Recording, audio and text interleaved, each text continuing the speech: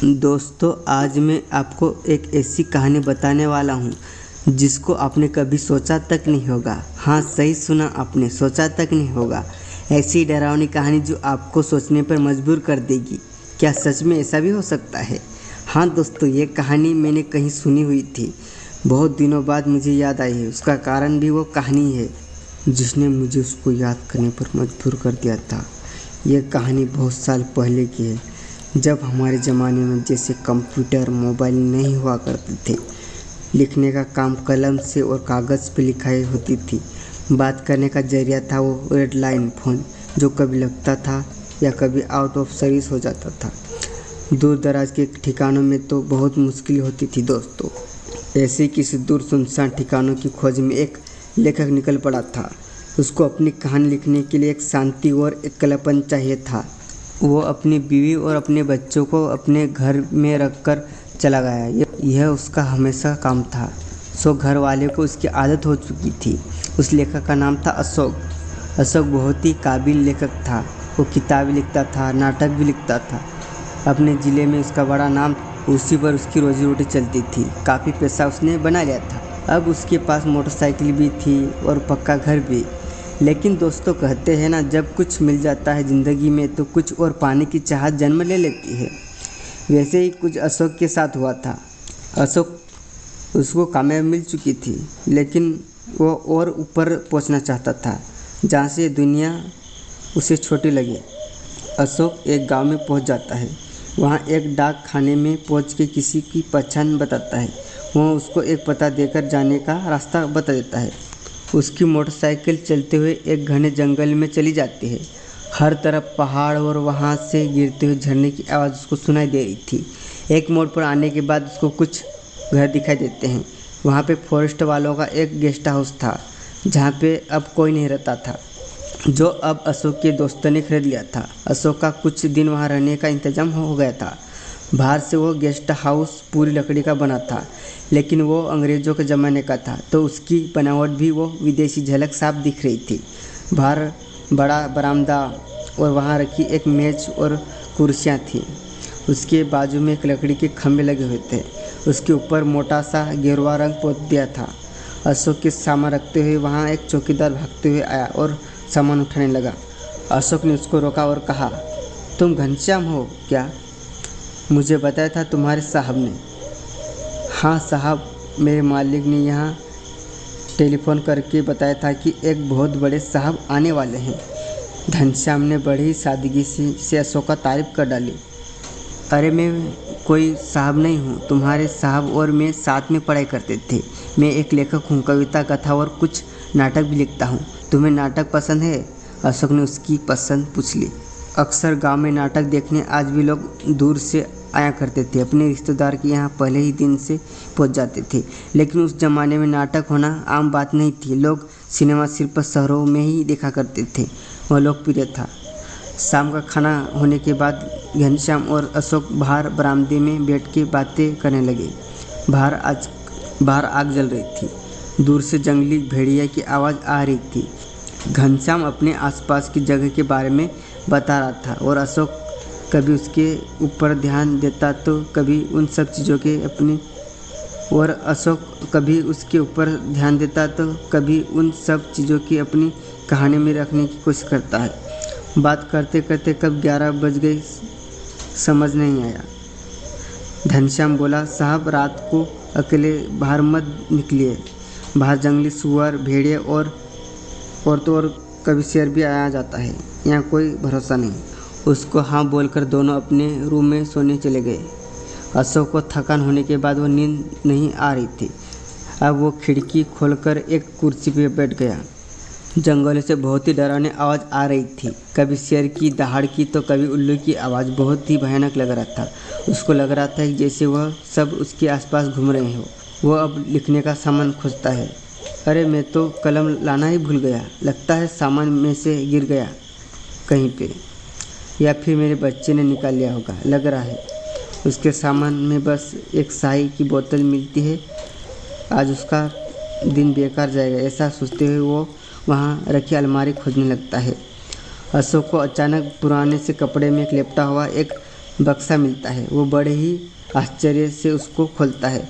अरे वाह, मेरा काम तो बन गया, पेन भी और एक बढ़िया सी डायरी भी। शायद मेरे दोस्तों ने मेरे लिए ला कर रखी होगी। उसको पता है मैं लेखक हूँ। अपने दोस्तों का शुक्रिया अदा कर वो उस पेन से स्याही डालता है और वो डायरी लिख खोलता है। और डायरी बाहर से बहुत ही पुरानी थी, लेकिन अंदर से एकदम नई जैसी लग रही थी। अशोक घर के अंदर था, लेकिन दूर से झरनों की पानी की आवाज़ वहाँ तक पहुँच रही थी। उसने डायरी के पन्ने खोले और उसने वो पेन से लिखा, मौत का राज। जैसे उसने ये लिखा, जंगल में कहीं शिकार हो गया। बहुत ज़ोरों से आवाज़ आने लगी। पंछी इतनी रात को उड़ने लगे थे। सारे जंगल में हलचल होने लगा गया। अशोक को भी बड़ा मज़ा आया। यह जगह उसके लिखने के लिए बिल्कुल सही थी। वो अब लिखना चालू करता है। वो अपनी कहानी में एक राज के बारे में लिखता है जो कभी तक किसी को नहीं पता था। कोई मनुष्य साया अचानक से लोगों की बस्ती में आता है और एक एक करके लोगों की मौत की घाट उतार देता है। किसी को कुछ भी समझ नहीं आता कि ये सब क्या था, क्या हो रहा है। लोग भगवान को याद करके सोते हैं और सुबह वही बाहर मौत के हवाले हो जाते थे। हर जगह मौत ही मौत। वो अपनी कहानी में ये लिखता है कि अब वो कहानी ख़त्म करने वाला है। अशोक कहानी का आखिरी हिस्सा अगले दिन लिखेगा, ऐसा सोचकर सोने की कोशिश करता है। तभी अचानक उसको लगता है कि उसके पीछे की खिड़की से कोई अंदर झांक रहा है। खिड़की तेज हवा से एक दूसरे पर लग के आवाज़ कर रही थी। कुछ देर के लिए अशोक एक ही जगह सुन्न होकर खिड़की की तरफ देखता रहता है। एक पल के लिए वो सोचने लग जाता है। वो दरवाज़ा खोल के घनश्याम का दरवाज़ा देखता है। उसका दरवाज़ा बंद था। अशोक ने वहाँ खिड़की में किसी को तो देखा था, लेकिन अपना वहम मानकर वो सो जाता है। अगले दिन सुबह वो घनश्याम के साथ जंगल और खेत घूमने निकल जाता है। दोपहर खेतों में खाना खाकर एकदम शाम को वो गेस्ट हाउस में वापस आ जाता है। शाम का खाना खाकर दोनों सोने के लिए जाते हैं। आज उसको कल की कहानी का किस्सा ख़त्म करना था। वो डायरी खोलता है। रात काफ़ी हो चुकी थी, लेकिन उसको तो काम करना था। लेकिन आज जैसे ही उसने कलम उठाए, खिड़की ज़ोर से खुल गई। अब अशोक डर गया। उसने ज़ोर से आवाज़ लगाई, घनश्याम। घनश्याम दौड़ के आ गया। अशोक ने दरवाज़ा खोला। अभी मैं यहाँ बैठा था तो मैंने किसी की खिड़की से झांकते हुए देखा, जैसे कोई आदमी हो। अशोक थोड़ा सहम कर बोल रहा था, साहब आपको शायद वहम हुआ होगा, यहाँ तक कोई नहीं है और मैंने बाहर के दरवाजे पर ताला लगाया था। कोई कैसे अंदर आ सकता है? घनश्याम इधर उधर घूमकर देख रहा था। अशोक को भी लगा कि शायद वो उसका वहम ही था। घनश्याम को जानने के बाद वो लिखने में बैठ जाता है, लेकिन वो खिड़की बंद करके अशोक लिखने में मगन हो जाता है। लेकिन उसका ध्यान खिड़की पे नहीं होता है। वहाँ पे एक बहुत ही खुकार साया या कहो कि बुरी आत्मा खिड़की के बाहर से उसको देख रही होती है। अशोक को कहानी में मज़ा नहीं आता तो वो उसको बढ़ाने में लग जाता है। वो कहानी में थोड़ा घुमाव लाने की कोशिश में अपनी कहानी में एक आत्मा के बारे में लिखता है। दोस्तों, ये और कोई नहीं, यह वही आत्मा होते हैं जो अब कहानी से बाहर आ चुकी है। अब लग रहा था जैसे ही आत्मा ही अशोक से लिखवा रही थी, लेकिन इसकी किसी को कोई खबर नहीं थी। वो अशोक भी उस बात से भी बेखबर था कि उसकी लिखी हुई बात सच हो जा रही थी। अब वो कहानी में लेखक के दोस्त की मौत के बारे में लिखता है। सुबह उठते ही उसके एक फ़ोन आता है कि अशोक का दोस्त था, उस गेस्ट हाउस का मालिक था, उसकी कल अचानक रात को मौत हो गई। पता चलते ही वो पास के गांव में जाता है। वह अशोक के दोस्त का गांव था। उसको आखिरी क्रियाक्रम के लिए वहीं लेके आने वाले थे। मौत मानो एक बंद लिफाफे जैसी थी। किसी को कोई खबर नहीं थी। पुलिस भी हैरान और परेशान थी। अशोक को बहुत बुरा लगा। अब उसको गेस्ट हाउस में रुकने का मन नहीं कर रहा था, लेकिन अब उसका काम होने का था। वो कहानी को ख़त्म करना चाहता था। आज वो उस पेन से लिखता है कि उसको गेस्ट हाउस का नौकर जो उस कहानी में था, उसको जंगल में कोई जंगली जानवर मार डालता है। दूसरे दिन घनश्याम कोई पता नहीं था। दोपहर तक राह देखने के बाद अशोक अपने साथ बाजू के लोगों को लेकर खोजने निकल जाता है। शाम को एक चरवाहा वो आता है। बाबूजी बाबूजी जल्दी चलो। अशोक उसके साथ जाता है। एक पेड़ के नीचे घनश्याम की लाश मिलती है। बहुत ही बुरी हालत में। जानवरों ने उसको पूरी तरह से फाड़ रखा था। लाश देखने लायक नहीं थी। पुलिस ने उस लाश को पोस्टमार्टम के लिए भेज दिया। अब अशोक को कुछ अजीब और बहुत ही भयानक होने वाला है ऐसा लग रहा था। अशोक भी बहुत थक चुका था। गेस्ट हाउस आकर वो अपनी कहानी ख़त्म करना चाहता था। इतना सब होने के बाद अब उसका मन नहीं लग रहा था।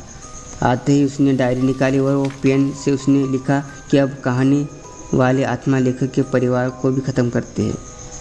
लेकिन किसी को यह खबर नहीं होती। यह सब लिखने के बाद वो पानी पीने बरामदे में जाता है। वापस आता है तो वो अंदर का मंजर देखकर उसके पैरों के नीचे ज़मीन खिसक जाती है। उसकी डायरी के पास एक बहुत ही डरावनी आत्मा खड़ी थी। अशोक की तरफ देख रही थी। अशोक चिल्ला उठा। बाजू के घर वाले भी आए। उन्होंने भी उस आत्मा को देखा। कुछ देर वहीं रुककर वो अचानक गायब हो गई। अशोक ने अपनी कहानी वाली डायरी उठाई और उसको गौर से देखने लगा। उस पेन से लिखी हर चीज़ उसके सामने जैसे जन्म ले रही थी। उसको यकीन नहीं हुआ, लेकिन उसने उस कहानी में जो लिखा था वो सब हो चुका था। दोस्तों और नौकर की मौत भी। अशोक ने लेखक के परिवार की मौत के बारे में लिखा हुआ था। वो मिटा नहीं सकता था, इसलिए अपनी गाड़ी लेकर बहुत तेज़ घर पहुंचने निकल जाता है। कहीं ना कहीं उसको यह एहसास हो गया था कि उस डायरी या पेन की वजह से ये सब मौतें हो रही है। अब वो जो लिखता है वो सब असलियत में हो रहा था, लेकिन देर हो चुकी थी। घर के बाहर अशोक के रिश्तेदार थे। बहुत भीड़ थी। अशोक को सदमा लग गया था। उसकी बीवी और बच्चे की तस्वीर सामने दिखने लगी। उसको हंसता हुआ खेलता परिवार खो गया था। एक ही झटके में उसको सुख छिन गया था। अशोक खुद को संभाल नहीं पा रहा था। अपनी लिखी कहानी भी उसको बहुत गुस्सा आ रहा था। उसने अपनी पत्नी की चिता में वो डायरी फेंक दी जिसने वो कहानी लिखी थी। शाम को सब रिश्तेदार जाने के बाद वो अपने आप को कोसते हुए रात तक रोता रहा। लेकिन रात को अचानक खिड़की में वही डरावना खुकार साया दिखाई दिया और उसको एकदम से याद आया। उसने डायरी तो जलाई, लेकिन गेस्ट हाउस से निकलने के पहले उसने अपनी कहानी को अंत लिखा था। उस लेखक की मौत एक राज। अगर दोस्तों वीडियो पसंद आए तो चैनल को सब्सक्राइब जरूर करें। ऐसे मिस्ट्री या हॉरर वीडियो देखने के लिए धन्यवाद दोस्तों। आज के लिए इतना ही।